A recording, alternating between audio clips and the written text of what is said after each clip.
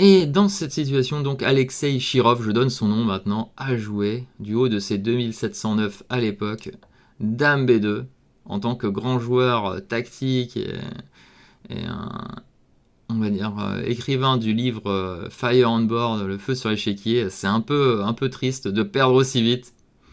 Et dans cette situation... Bonjour, aujourd'hui, dans la partie que nous allons voir, un piège sur la Trompovski, mon ouverture fétiche en blitz et en rapide, voire quelquefois en partie longue selon mes adversaires.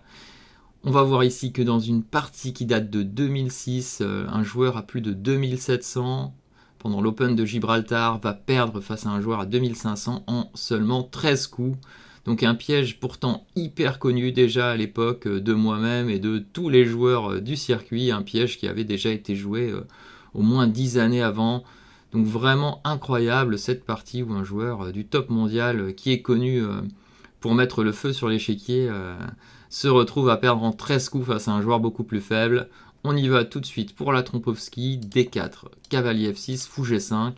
L'idée principale, créer un déséquilibre en prenant le cavalier, ce qui va créer souvent des pions doublés, sauf en cas de la poussée E6 bien sûr, parce qu'on pourra reprendre de la dame.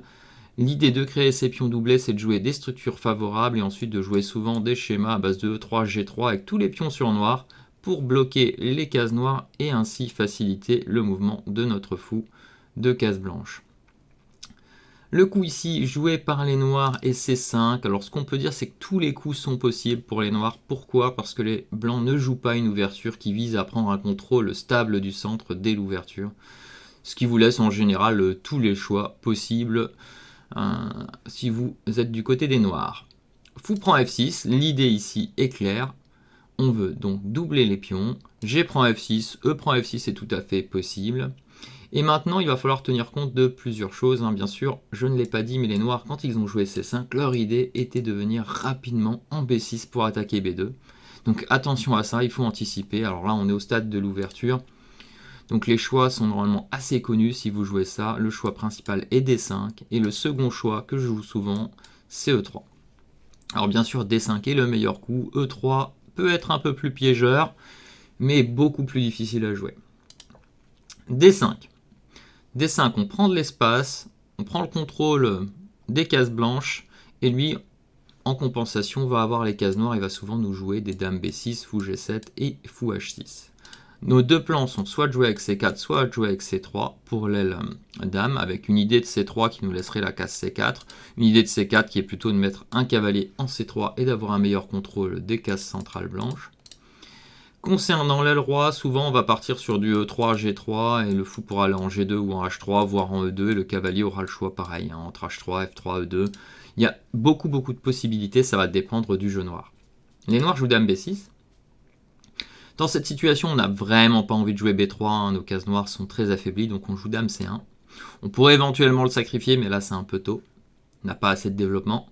Les noirs jouent F5 avec des idées de fou H6 ou de fou G7, donc vous voyez que ça peut être très ennuyeux. Heureusement, on a les petits coups C3, E3 en cas de nécessité. Ici, le seul choix, c'est de choisir entre les deux lignes, entre C3 et C4. Donc si on veut jouer avec C3, en général, on joue plutôt G3 ou E3. Je crois que c'est G3 le coup. Et sinon, on joue C4, donc là, c'est C4 la ligne. Fou H6, attaque la dame, très logique, défendu par la dame. Alors, il faut savoir que même si ça n'était pas défendu, il y aurait une histoire si on prenait H6 de prise en B2, ce qui va arriver d'ailleurs dans la partie. E3 est le coup logique, et là le coup hyper agressif pour les noirs, mais aussi très dangereux, c'est le coup F4. On veut ouvrir la ligne à tout prix. Alors vous allez me dire, mais pourquoi je prends et c'est protégé par la dame? Mais on a cette déviation de la dame qui peut poser des problèmes au pion B2. Donc après E prend F4, fou prend F4, dame prend F4. Voilà, je pense qu'ici on est quasi forcé, on a envie d'y aller, on ne veut pas lui donner des tempos si on doit jouer dame C2, c'est un peu lent. Du coup dame prend, et ici dame prend B2, attaquant la tour. Donc on a perdu un fou, mais on attaque une tour. Par contre, on ne se développe pas du tout. Les blancs jouent le coup cavalier E2. Alors c'est je crois la seule idée ici, c'est de venir enfermer la dame, cavalier E2. Dame prend A1 et toute l'idée est cavalier C3. On peut voir que ce cavalier défend en A2 et en B1. La dame n'a que la case B2 pour revenir. Et dans cette situation, il est connu que le bon coup est D6. On va le voir pourquoi après. Et dans cette situation, donc Alexei Shirov, je donne son nom maintenant, a joué du haut de ses 2709 à l'époque, Dame B2, en tant que grand joueur tactique et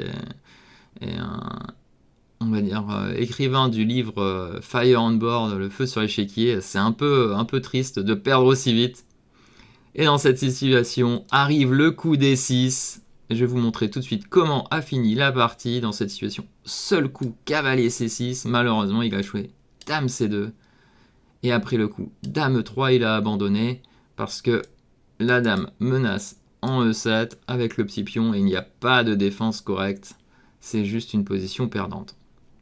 Voilà, donc il a abandonné immédiatement. Bon, bien sûr, on peut encore se battre, on peut essayer, mais il a préféré abandonner sur le champ. Voilà.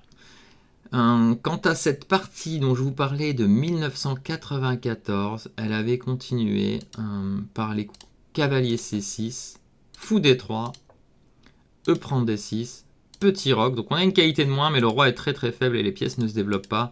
Et le roi va se retrouver perdant sur les cases noires. On peut aller voir la suite. La dame arrive en F6, petit roc, cavalier D5, menace mat, tour E8, dame G5 échec, cavalier G6, cavalier F6 attaque la tour et le roi, c'est une fourchette, roi F8, dame H6, roi E7, on voit que le roi se retrouve à partir à l'autre bout de l'échiquier et là arrive le drame. Regardez le roi avec ses deux épaulettes, le cavalier qui bloque les cases noires.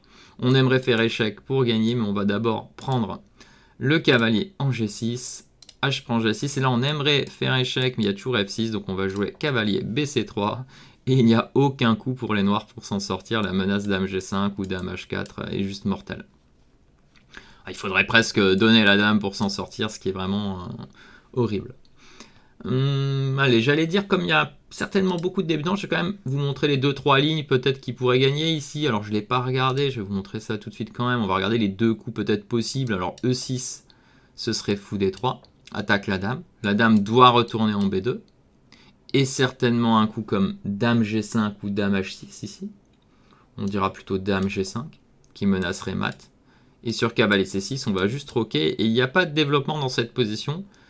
Et on va arriver avec des dames G7 ou des dames F6 et il suffira de ramener certainement une pièce supplémentaire pour gagner la partie, comme par exemple à un moment un cavalier ou un fou prend H7. Donc les noirs n'ont vraiment aucune solution pour s'en sortir de cette situation. Alors bien sûr on peut continuer parce qu'il n'y a pas de gain immédiat, mais la position est perdante.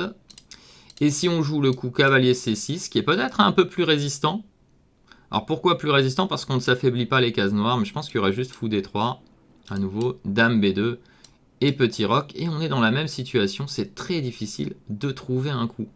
Vous pouvez chercher ici, mais comment développer ce fou? Alors peut-être B6, mais B6 se heurterait certainement à fou E4 qui menace fou prend C6.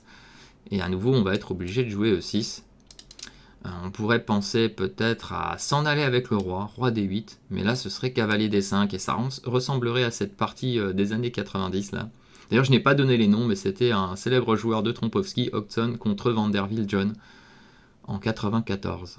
Et là on pourrait se dire la dame revient, mais après DE7, roi E8 par exemple, on se retrouve avec un roi en plein centre avec un pion E7 qui bloque, on jouerait simplement même dame D2, tour E1, l'adversaire n'aurait pas de coup, on sortirait le cavalier.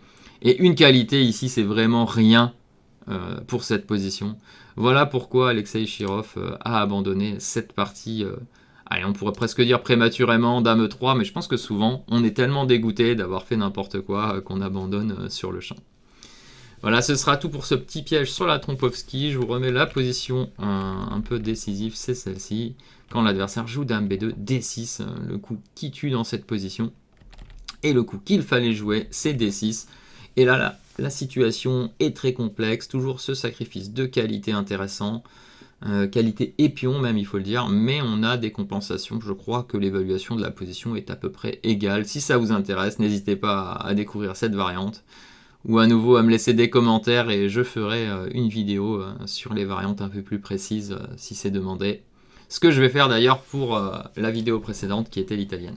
Allez, je vous dis à très bientôt sur la chaîne et bonne journée à vous. Et voilà, on arrive au terme de cette vidéo. J'espère que mes explications étaient intéressantes. Je vous invite bien sûr, comme d'habitude, à liker, commenter, partager et à vous abonner. Et bien sûr, comme je l'ai dit dans l'introduction, pensez à venir découvrir notre site si vous voulez plus d'informations sur le jeu d'échecs. À bientôt!